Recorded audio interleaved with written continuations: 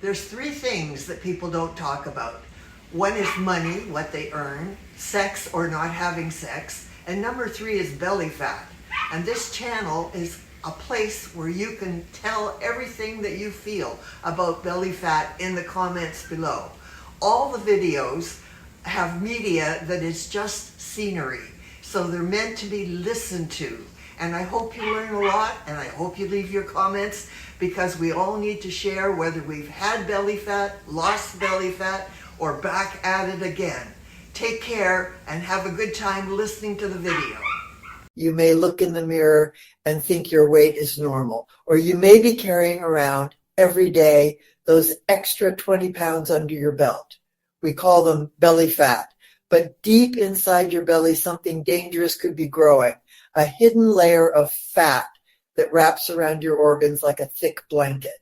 This isn't the soft pinch under your skin. It's visceral fat, and it's far more harmful than the jiggle you see on the outside. Scientists call it active fat because it doesn't just sit there. It releases chemicals that crank up inflammation, spike your blood sugar, and quietly raise your risk for heart disease, diabetes, even certain cancers. The scariest part, you can have a flat stomach and still be carrying it. And here's the kicker. Many of the foods we grab every day, healthy drinks, quick lunches, innocent-looking snacks, feed this hidden fat like fuel to a fire. In the next few minutes, you'll discover the 6 most common foods that pack fat directly onto your organs and what you can eat instead to shut it down. Stay with me, because understanding how these everyday foods create dangerous belly fat could be the single most important step you take for your health this year. Let's start with one of the big danger foods. Really, I don't call them a food. Sugar-sweetened beverages, soda, energy drinks, sweet teas, flavored coffees are the fastest ways to add visceral fat. The rush of sugar changes to fructose. I still call it sugar. These drinks flood the bloodstream with fructose. Just imagine your blood chugging along, dragging all that sugar now called fructose from your head to your toes. Right there, your body is having to work too hard. Part of the fructose you eat from all those sweet drinks changes to something called glycogen, which ends up in your liver. Now, folks, you have to get real and start sympathizing with your liver.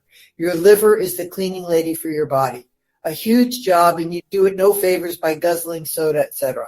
Your liver can store only a small amount of glycogen. Once your liver is full of fructose, why not just call it sugar? It converts the excess fructose into fat, that is belly fat. Research in the Journal of Clinical Investigation shows that high fructose diets raise visceral, also called deep abdominal fat, even if total calories stay constant. Get this, you can be eating the right number of calories for your size, and yet when you guzzle sweet drinks, you are still making belly fat on the inside, whether you are thin or fat, because liquids don't trigger satiety hormones the way solid foods do. Drinks leave you still hungry. People who drink their calories rarely reduce food intake later. That means extra calories slide into your daily total unnoticed. Little sneak thieves. Here's the really bad part. As you drink juice and sweet tea over the years, your liver keeps staggering under the sugar load. Now you are in line for diabetes. It starts with insulin resistance. Repeated insulin spikes from sugar drives fat storage, specifically around your middle. Diet sodas aren't a free pass either. Some studies suggest artificial sweeteners can alter gut bacteria and appetite signaling, increasing cravings for sweets. When your doctor has your blood tested and then tells you have insulin resistance, which is step 1 towards diabetes, I bet you do nothing about it because you won't seem to be sick. Here's Maddie's story about drinking sweet drinks. Maddie, 46, thought she was being careful with calories. She skipped dessert most nights and never added sugar to her coffee, but she kept a constant supply of diet and regular sodas in her art studio, as she said, her pick-me-ups during long painting sessions. Over the years, she noticed her jeans getting tighter, even though her weight on the scale barely budged. At her annual physical, her doctor explained that visceral fat was climbing and her fasting insulin was borderline high. When she replaced sodas with sparkling water flavored with lemon and began brewing her own unsweetened iced tea, the change was dramatic. Within 6 months, she lost 3 inches from her waist, and her lab numbers improved. Maddie now jokes that her paintings still need bright colors, but her drinks don't. The second food that makes your belly get bigger are refined grains and white bread. Here's the science: refined grains, that's white bread, traditional pasta, crackers, pastries, etc., are stripped of fiber, vitamins, and minerals. Without fiber to slow digestion, glucose, call it sugar, enters the bloodstream quickly, causing sharp spikes in blood sugar and insulin. Chronically high insulin acts like a fat storage switch, encouraging the body to pack fat deep in the abdomen. That's your belly. A large prospective study in the American Journal of Clinical Nutrition found that people who ate mostly refined grains gained more visceral fat over 5 years than those who ate whole grains.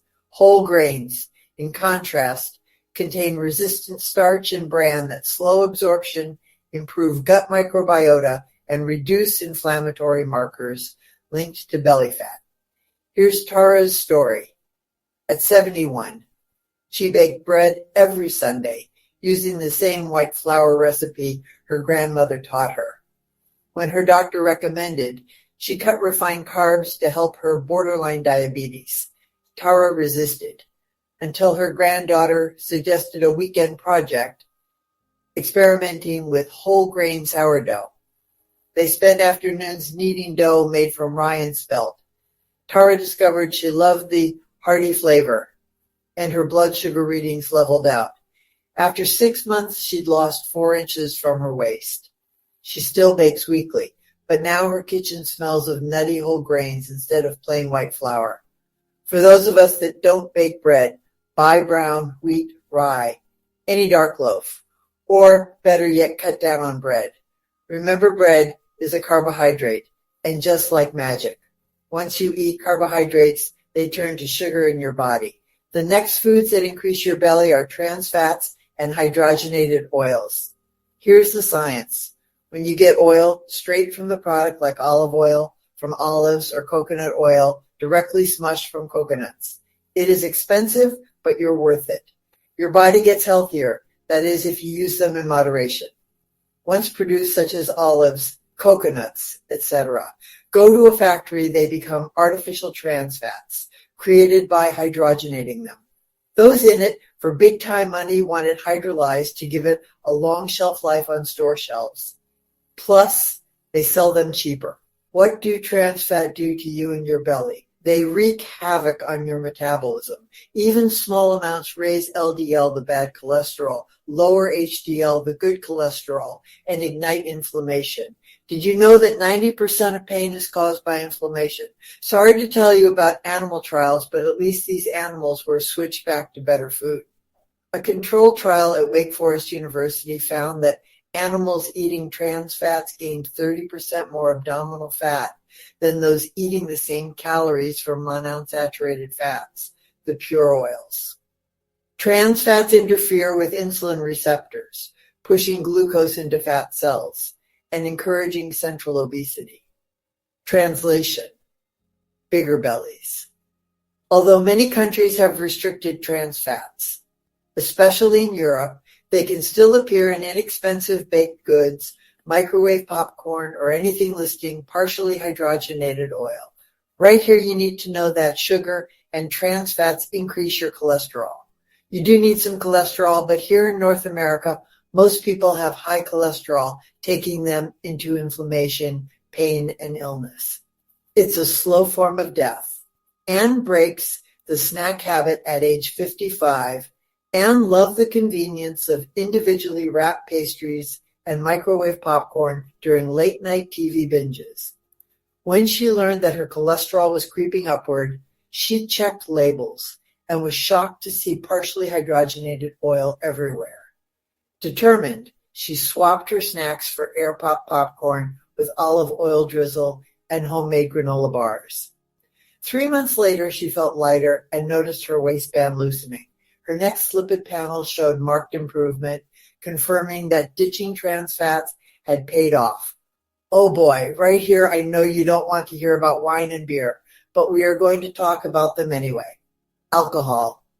Especially beer and sugary cocktails, the science alcohol provides 7 calories per gram and is metabolized first by the liver, halting fat burning until the ethanol is cleared. Surplus calories become triglycerides stored in liver and visceral fat. You don't want that. Beer is doubly problematic. Maltose, which is beer, and simple carbs spike insulin, while ethanol interrupts fat oxidation, which is burning off food as fuel. A study in obesity showed that heavy drinkers have significantly higher waist circumference, even after controlling for total calories. Sugary mixers, think margaritas or rum and cola, add another rapid glucose load. Here's Joanne's story. At age 61, Joanne enjoyed wine with dinner and weekend cocktails with friends. She wasn't a heavy drinker. But after retirement, she found herself pouring a second glass most nights. Gradually, her midsection expanded, and she felt sluggish. Her doctor suggested a 1-month alcohol break. Joanne invented for herself the Dry January Challenge and replaced evening drinks with sparkling water and a slice of orange. She lost 5 pounds in a month, and the energy boost convinced her to limit alcohol to special occasions. 6 months later, her waistline had shrunk noticeably, and she felt years younger. Next, let's look at high-calorie pastries and desserts. Here's the science pastries combine refined carbs, sugar, and saturated fats, what I call heart attack on a plate. The more you eat of them, the more you want to eat more. Sweets are an ideal recipe for overeating. This carb plus fat combo activates the brain's reward circuitry, making it easy to surpass normal calorie limits. Your brain takes a vacation while your body gobbles. A Yale Rudd Center study shows that such foods trigger stronger dopamine responses, the feel-good hormone. So naturally you keep eating the cake. Sugar and fat, think Twinkies, promote cravings and belly fat storage. Rapid blood sugar spikes also lead to repeated insulin surges, encouraging fat deposition in visceral tissue. Hazel's story. Hazel, 49, baked cupcakes for every office birthday and always sampled the extras. When pandemic stress kept her working from home, she continued the habit without coworkers to share the calories. Her doctor flagged rising triglycerides and suggested cutting back on sweets. Hazel switched to fruit with Greek yogurt and discovered a love for frozen berries blended with a splash of almond milk. Over 8 months, she shed nearly 15 pounds and, more importantly, her cravings eased. I still bake, she laughs.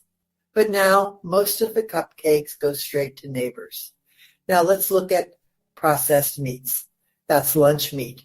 Make a sandwich with lunch meat, bread and butter, and listen for your liver's struggle. Here's the science about bacon. Sausage and deli meats are rich in saturated fat, sodium, and nitrites. High sodium leads to water retention and visible bloating, while saturated fat and preservatives promote systemic inflammation that drives visceral fat storage. A long-term circulation cohort study links regular processed meat consumption to larger waist circumference and increased risk of metabolic syndrome, independent of total calories. Dottie, 54, loved breakfast sandwiches stacked with bacon and sausage. After a routine checkup revealed elevated blood pressure and borderline high LDL, her physician urged her to rethink processed meats. Dottie began preparing veggie omelets with smoked paprika for flavor and swapped deli turkey for grilled chicken on salads. Within 6 months, her blood pressure normalized and she lost 2 inches off her waist. She now calls her morning omelet the new bacon, proof that flavor doesn't have to come from processed meat. I am not suggesting that you go be vegan. What your doctor would say is cut back and replace with better. Fruit, vegetables, and lean meat, chicken, and fish. If you don't cook, find a food service that will provide healthy meals, especially for your freezer. People who cook can batch cook healthy meals and freeze portions so they aren't cooking every day. Tell us your story in the comments below section. Have you given up or cut down on any of the 6 foods mentioned in this video? Unload in the comments and tell us about your eating life. Also, to hear more about safely dealing with your belly fat, subscribe and you will get great information. These 6 categories, sugary drinks, refined grains, trans fats, alcohol, pastries, and processed meats, show how everyday habits can silently expand the waistline. By pairing solid science with real women's stories, you can get healthy at any age. Down with belly fat and poor health. Hi there. I hope you enjoyed the video. I hope you learned something from the video. We're all in this together when we suffer from belly fat, and everybody over 40 could fit into that. Please leave your comments below. Tell us your story. We all need to share. Take care. Have a good day.